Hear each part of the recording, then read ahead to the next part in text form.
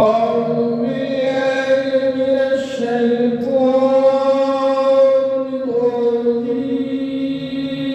الرجيم. بسم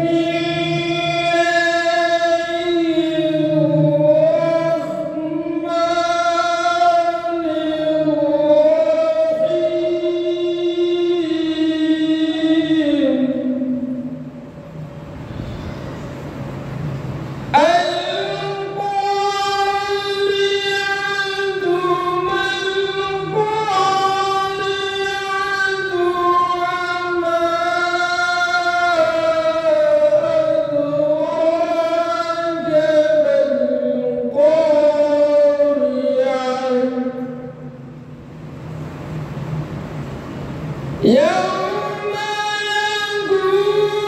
يكون الناس كالفراش المبثوث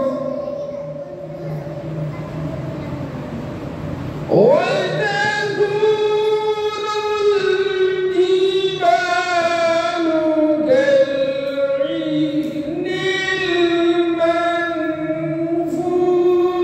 المنفوش فأما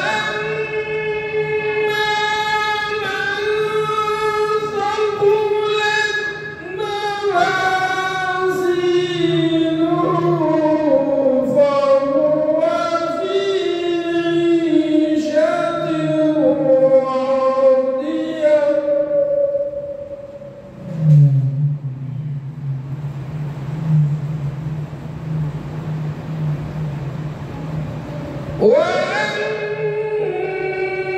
وأما من خفت